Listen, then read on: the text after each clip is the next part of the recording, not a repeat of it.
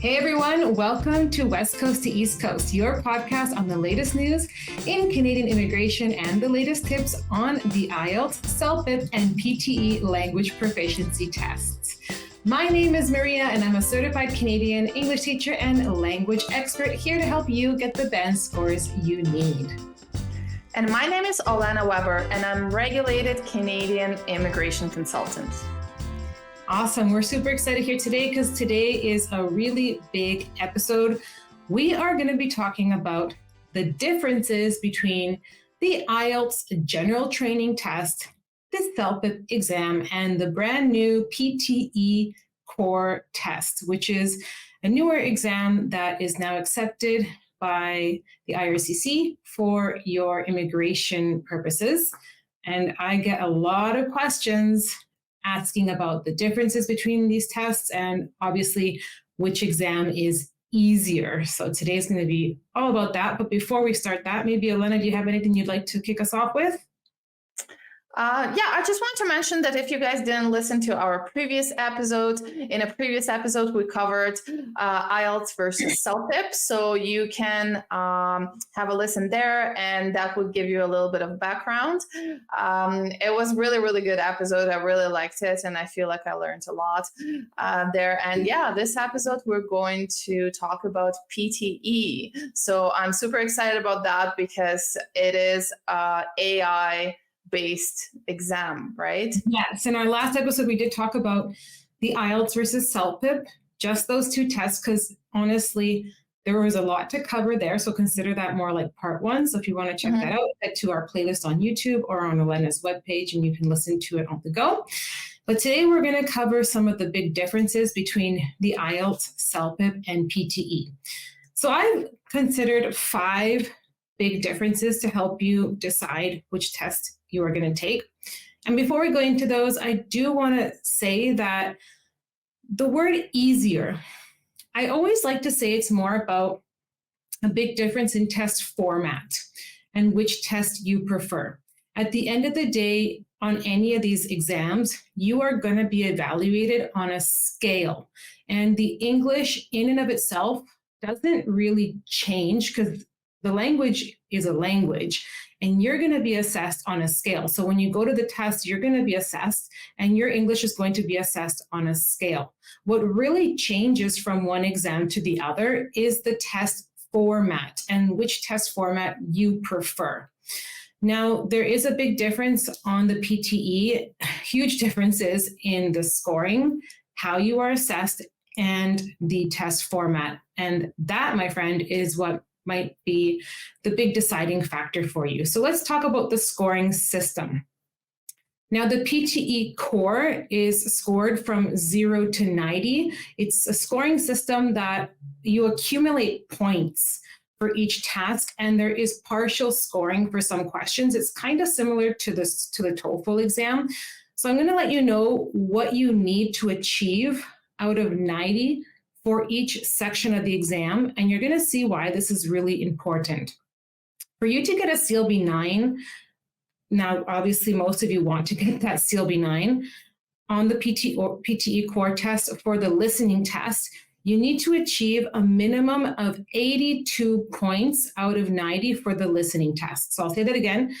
If you need to get a CLB 9, you need 82 out of 90. So between 82 to 88, but a minimum of 82 points out of 90. So that's for the listening test. For the reading test, you need to get 78 out of 90. So not too bad, 78 out of 90. For the speaking test, you have to get 84 out of 90 to get a CLB 9. But listen to this. Now, this is a big, big reason why I think that the PTE Core test might be a little bit more challenging than the CELPIP or the IELTS test. In order to score a CLB 9 on the PTE Core test, you have to get a minimum of an 88 out of 90 on the PTE Core writing test. So I'll say that again. In order to get a CLB 9 on the PTE Core test, you have to get a minimum of an 88 out of 90. It's almost a perfect score.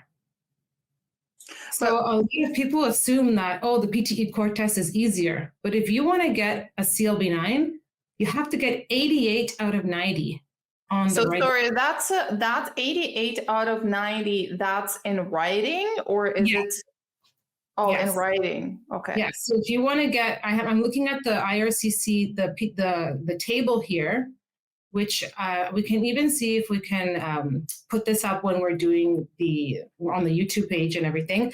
And I'll also link this into the description for the YouTube on YouTube. But if you want to get a CLB9 for all 4 skills for the PTE Core test, you will have to score a minimum of an 88 out of 90 just for the writing section. That's a pretty high score. Because when you were going through all of the scores, like it really didn't make sense, because if you think about it, like even logically, right? So if we compare it to CELPIP, so CELPIP CLB9 is 9 in CELPIP, and the maximum is 12, right? So for example, speaking, you can score 9, but the maximum is 12, right? Exactly. But speaking in PTE is 84, which I would equate it to like 10. You know what I mean? Like it doesn't make sense proportionately. And writing is absolutely crazy, because 88 out of 90 in writing, that's CLB9. So what would be CLB 10 would be 90 out of 90?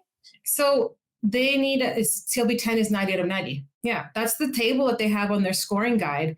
And when I first saw that, I was really surprised, because it, like you said, it's not really proportional. Not at all. Comparing to like IELTS or CELPIP, like CELPIP is easier, I think, to compare it to, because it's even. It's like 9 out of 12. Exactly. And it just doesn't make any sense. Yeah, it seems like it's harder. Yeah. And then on the IELTS, it's 7 out of 9. So the format, and that's to kind of compensate for the fact that the exam format is a lot easier. So the format is easier, but it's like kind of you need to score higher. There you go. So that's why when I saw this, I was like, there's something to this. There's got to be a catch. Yes. The writing I'm looking at the official scoring guide here, like it's on the website. I can add the links here, and you'll see the PTE Core writing. You need to get 88 out of 90 to get that CLB9. So, that's crazy.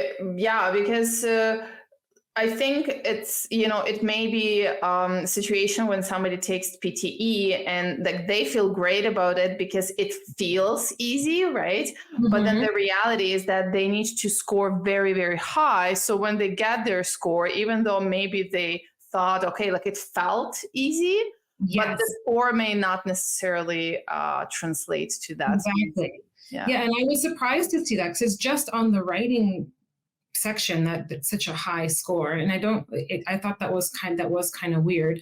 I don't know. Speaking, I feel like speaking also pretty high, like it's 84 out of 90 in speaking. Mm-hmm. Yeah, it's also high. And the actual writing component, like the format of the exam is fairly similar to, mm-hmm, like I've prepared I have a self-study course that I will be launching soon, everybody.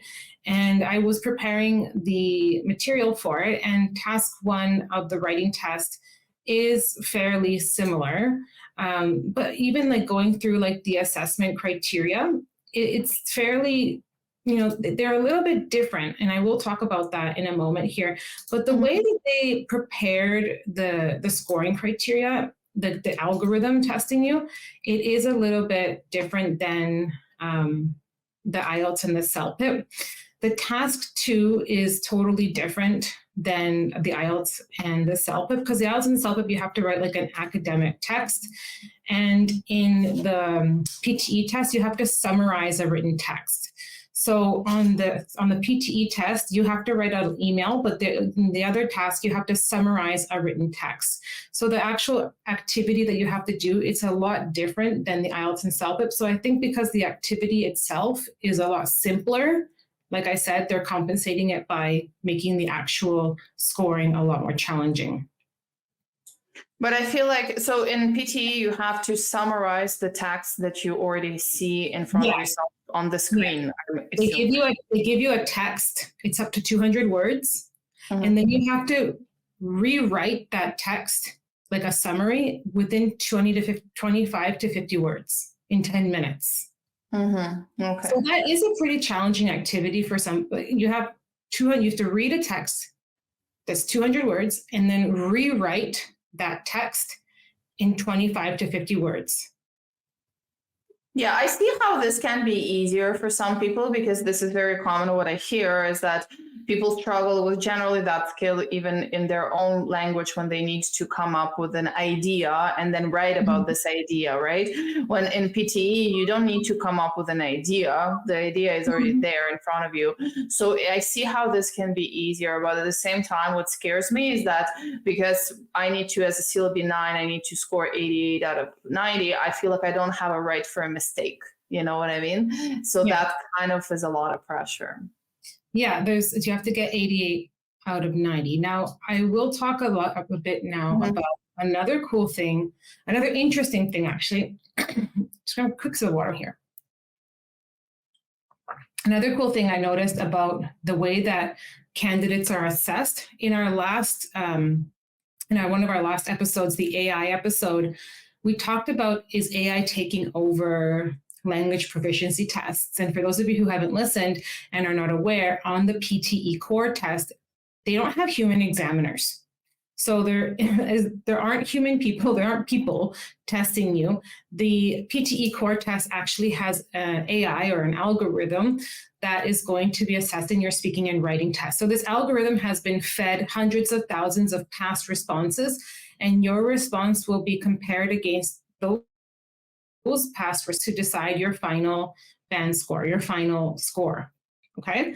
Now, something that is different on the PTE Core test compared to the IELTS and the CELPIP is that you are assessed on form and content, which is the same as the IELTS and the CELPIP. However, the way that you are assessed is that your responses are first thrown through a filter. So your speaking and writing responses, some of them, not all of them, but some of them are thrown through a filter of form and content. So essentially, the computer first asks itself, did you fully respond to the prompt, and is the form correct?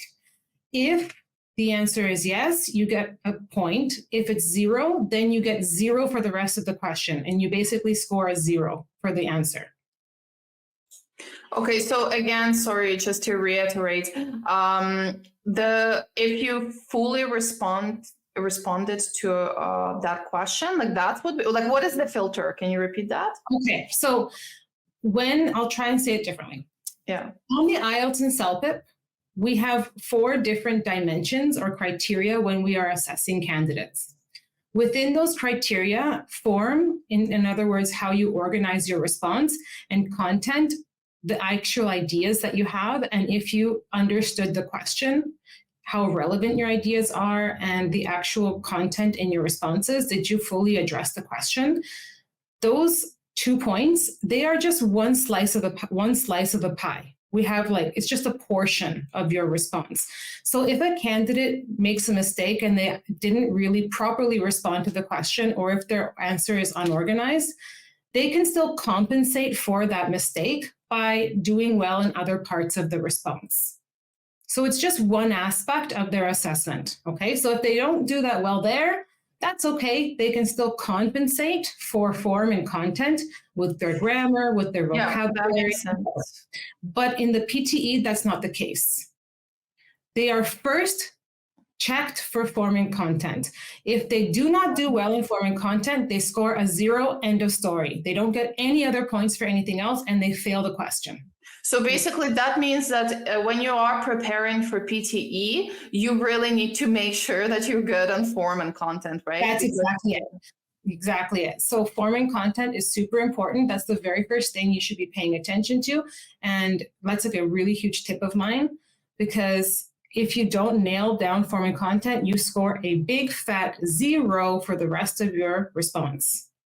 Literally, the computer was form and content, good, then they consider the rest of your response. If you don't nail form and content, you literally it's the rest of your response is useless. So form and content, you said in the other words, that's structure, right? How you structure? There's a lot to it, actually. Like form is like how you paragraphing, how you organize your response. There's a linking words. So there's a lot of things that we're looking at as an examiner. Okay. And content is relevancy. Did you understand the prompt? Yeah. Some other aspects as well. I get it. Yeah. And questions you can ask yourself: did you fully respond to the prompt? Can the person follow your ideas? Like this, what I'm telling you right now is like golden nuggets, because it's so important for any test, IELTS, CELPIP, or PTE Core. These are exam strategies, because that form and content, like they don't really have much to do with your English proficiency. They don't really have anything to do with your grammar, your vocabulary, or your pronunciation. This is about exam strategies. So for anyone listening, like what I'm telling you right now, it's like stuff I would teach in class, and like really valuable and super important to pay attention to, because this is what's going to boost your band score to get that CLB9. And if you're on the PTE Core test or taking it, you're going to get literally, my computer just went blank. Hold on, turning it back on. You're literally going to get a 0 if you do not pay attention to form and content. The computer does not give you grace and think, oh, okay, I'm going to give them partial scoring for the rest. No, if you don't do well in form and content, the rest of the response gets scored as 0. Okay, yeah. Yeah. So that's a cool, big difference. The third difference that we can get into is that on the PTE Core test, for the questions that you score incorrectly on the listening and the reading test, on some of the questions, not all of them, because each question is scored differently, which is really different than the IELTS and the CELPIP test. On some questions on the listening and reading, you actually lose points for incorrect questions. So let's say you guess a question. You lose points? What? Yes. This is crazy. Yeah. So on like multiple choice questions, you can't just go around guessing. No way. Like on the CELPIP or the IELTS, not so much the IELTS because it's more fill in the blank. Like the IELTS, you actually have to fill in the blank and like know the answer. But like on the CELPIP test, you have the drop-down menu. Yeah. So if you don't know the answer, you can at least guess, right? Nothing's going to happen if you choose the wrong answer. You're not going to get negative points. But because the PTE Core test is a scoring system, you're like collecting points as you go through it. Some of the questions, not all, but some of the questions, if you choose the wrong answer, they give you negative points. So they deduct points from your total score. Oh, wow. Okay. That's different. Yeah. Very different than the IELTS and the CELPIP test. So it's important that you are confident of the answers that you are going to choose. The next difference that I'd like to talk about is the writing part. So we've already talked about how the writing is assessed differently in terms of the scoring. We talked about the actual test format, how we have the letter and how we have the summarizing of the text. But another really interesting part about the PTE Core test is that you're going to find writing activities and writing assessments distributed and sprinkled throughout the entire test. So the writing assessment itself is not just found in the writing test. You're going to find writing tests or writing assessments in the listening test. Tasks 1 and 7 actually have writing, and you're going to be assessed on your writing in the listening test, which is really, really weird. The task 7 actually has a write from dictation. So you're going to hear something, and then you have to type what you hear. So it's not like organized in a sense of like, here is a speaking part, here is a listening part, here is a writing part. It's very mix and match. Okay. You're going to have to do some writing in the listening test. But is it like everything is mix and match, or only writing is like sprinkled all over? No, it's mostly like the writing is kind of sprinkled around. Like you're going to have to type some parts in the listening. Yeah. Mostly you're assessed for the writing in the writing part. But again, it's interesting because you don't see that in the CELPIP or the IELTS. Like you're not going to be asked to write during your IELTS listening test. You're not going to be asked to write during your CELPIP listening test, but you will be asked to write during your PTE Core test. Can I ask you, like, not related question? I'm just wondering, do you know what country developed PTE? Pearson, I believe, isn't Pearson American? Let me just quickly. Oh yeah, that's it. That's what stands for Pearson. Well, maybe British or American. I'm on their website right now. I can quickly go to the about page. I don't know why I'm connecting this to the country, but I'm like, who thought of it? Who thought of this structure? It's so different. It's on their website, Pearson. It doesn't every English. I'm not quite sure what it just says that 13 years ago we set out to change language testing. We saw a chance to combine our team's efforts. Yeah, well, sure, I'll figure it out. I'm not quite sure where they. Yeah, maybe I'll look it up later. But 13 years old. It says UK accreditation, so I'm thinking it might be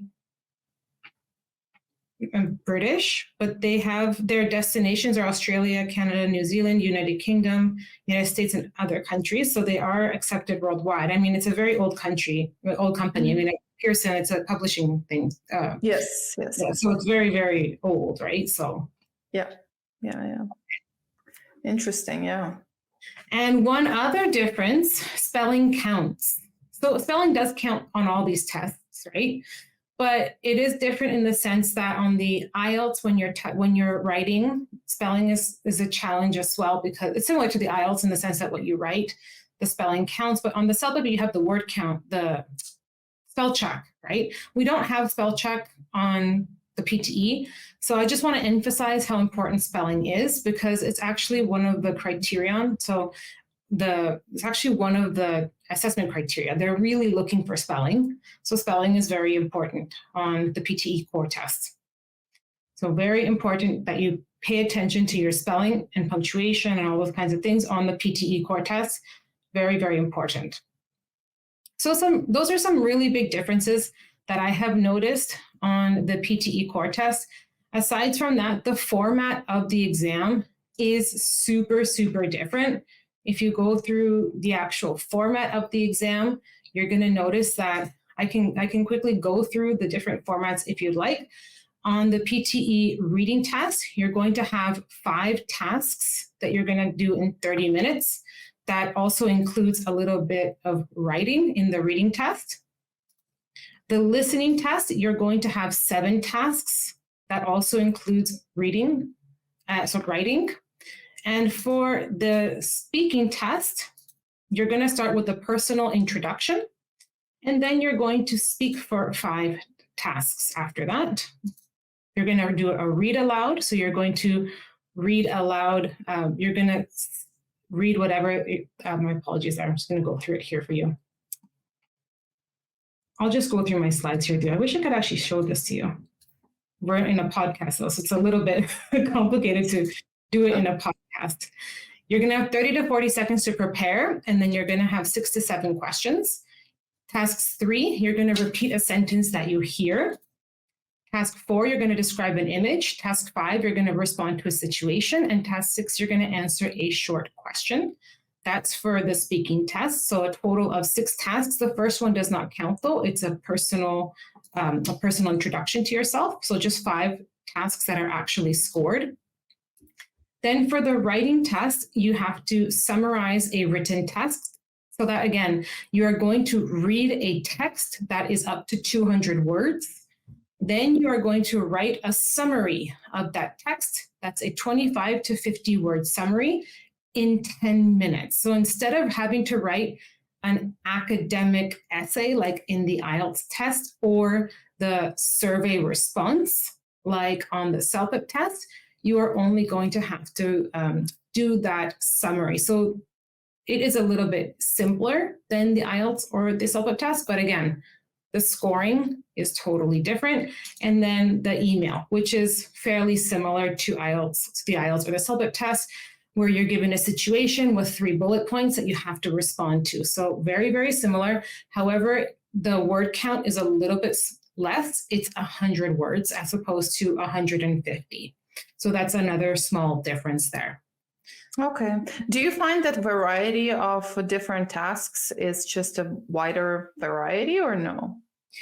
The task types are very, very different in general. Like I find that for the speaking test, for example, having to repeat back sentences that you've heard or describing the image is fairly similar, but responding to the situations or answering short questions, there are very, very different tasks in the CELPIP. The tasks themselves are very different, but the concept of speaking to a computer remains the same, and the concept of having a timer is also very similar. So I would say that the speaking test is very similar to the CELPIP speaking test because of the actual format of the computer. It's a little bit, I would say, fast-paced as well, because you do have multiple questions. For example, for the speaking test, you'll have 6 to 7 questions of the same task. So you'll have multiple questions of the same task back to back. So it's not necessarily easier. The format is just different. Like it's the same kind of experience, but you'll have different types of questions. So I'd say the PTE Core test is very similar to the CELPIP speaking test. Yeah, I mean, like it's computer based. So yeah, like I get how it would be similar for sure. But it does seem to me, just from you, like how you explained it, it seems to me that it's just like a lot of small tasks, and like the variety is a lot. And I feel like, as you said, like it's just PTE seems to be fast paced. It is quite fast paced. Even the fact that they give you only, you said, I think 10 minutes for writing. Like I understand that it's a very small writing blurb, but still, it's like only 10 minutes, you know? Yeah, it's up to 50 words, and you have 10 minutes. So it is quite fast. And again, like the assessment criteria is fairly similar, and you get given points for your form and your content and your organization. So the way you're going to be assessed is fairly similar to the IELTS and the CELPIP, but 10 minutes is pretty fast. I will say that one thing I do like about it is that you don't have to worry about writing an academic style essay, because on the IELTS test, you have to plan like an academic style essay. There is a lot more to it than the PTE Core test. For the IELTS test, especially when we're preparing our students, we have to go through the 5 different essay types. We have to go through how to write an introduction paragraph, how to write a conclusion, how to write a body paragraph. And here, you don't have to worry about all of that kind of fluff and how to write a proper academic style response. It's just summarize the text. It's a lot simpler in that sense. So you wouldn't have to prepare in terms of that. So I think in that sense, the PTE Core test is a lot easier for the writing. Okay, yeah, that makes sense. Do you have currently any students that are about to take PTE test or like planning to take? I have one student right now who's about to take it that I'm excited about. And I just finished all of my material for my self-study course, which I'm very excited to launch, because it's taken me about 3 months to make it with a lot of love and attention. I've been making all of the slides and everything, which I've been going through right now here with everyone, because I really want to make sure that I provide high quality material for everybody to have, to make sure that they get the best content possible. Because honestly, I know what it's like to prepare for these tests. I mean, I have to prepare students for these tests, and I want to make sure that everybody gets the best quality material out there possible. And when the PTE Core test got announced, I wanted to make sure that there was a quality content that people got answers from. And I was so surprised to see that the writing was so different when I first saw it, and the scoring criterion and how the writing was kind of sprinkled throughout the test. It was just different. Yes, but for the writing part, I guess it is a better way to do it. And, you know, it, as you said in the beginning, it seems like it's easier and like it looks like it may be like somewhat easier in a sense of writing, but like then you have to score 88 out of 90. So that's that. Yeah. I think some things I would recommend as tips for the writing. My biggest ones then, of course, would be content and form. So making sure that you're addressing the requirements of the task, really important. and that your form, that you're fully addressing the response. So make sure that you're writing the minimum words, the minimum amount of words. So I would suggest doing the 50 words as a minimum. But do you think they would like penalize or whatever if you do like 55? So one of the writing tasks, you have to summarize a text and then rewrite it within 25 to 50 words. To get the 2 points, which is the maximum number of points, you want to stay within the 25 to 50 word limit. But on the other task, which is similar to the IELTS and the writing test, which is to write an email, you do want to write between 50 and 120 words to get those 2 points. Okay, yeah, that makes sense. And I don't know if it's the kind of same strategy for like CELPIP or IELTS, but like, how do you know that you didn't like pass 50 words? Like, would you recommend somebody to actually like count them? Or no, the computer has a word counter. So just like the CELPIP, the computer has a word counter. And also something really important for you to know, on the IELTS, they do give you instructions for word counting, but you don't have to worry about counting the words. Word count really doesn't matter on the IELTS. It doesn't really matter. Like they tell you to write 150 words for task 1 and 250 words for task 2, but the examiners don't count your words. Like when they receive your tests, they don't have time to count your words, and they don't count lines either. So don't waste your time counting words on the IELTS. Focus more on your form, your organization, and your organization on the IELTS test. If you're focusing on properly responding to your question, organizing your ideas and expanding them, exam strategies that you can learn in class with us or perhaps online or however you want to prepare, but preferably with us, of course. If you do that, you're going to naturally meet the word count. Because an examiner, honestly, they don't have time to read your words or to count the number of words. So don't worry about wasting time on your test counting the words, because there's no word count on the computer on the IELTS, and you don't have time to count them on your paper-based test. But the computer-based test on the IELTS, the computer on the CELPIP test and the PTE Core test does have a little word counter for you, so you don't have to worry about that. Okay, yeah, that's good. That's convenient. Because I was like thinking that like I would stay there and like count every single word, and like what a waste of time. No, you don't have to worry about that. Yeah. Awesome. Okay. So I think we've covered quite a lot of differences between the tests. We've talked about the exam formats. We focused on the assessment criteria. We talked about the big differences between content and form. We talked about word count. We talked about spelling and the scoring, which is really big for the CLB, or especially for those of you who need a CLB 9. And we talked about some major differences there between all 3 exams. I hope that this has, shed some light so that you can make an educated decision as to which test that you want to take. And if you need help deciding, you can always reach out to me directly at contact@englishforcanada.com, or just check out my website, englishforcanada.com, and I'd be more than happy to help you make that final decision. You can always send me like a sample of your writing, and I can kind of do a CLB assessment and then help you in that way. Sells good. Yeah, thank you so much, Maria. It was very, very helpful, and we all can't wait when you get that PTE course, self-study course done. Yes. And yeah, like I can't wait. Yeah, awesome. Thank you, everybody. I hope this has been helpful, and we'll see you in our next episode. What's our next episode going to be about, Olena?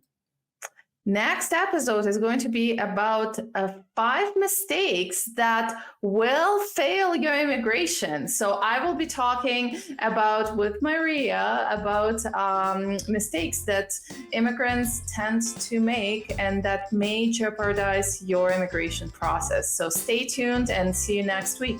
Yeah, and I'll be talking about 5 mistakes that most test takers make on their IELTS, CELPIP, and probably their PTE Core test is going to be the exact same thing. So we'll see you next week. Bye, everybody. Bye. Bye.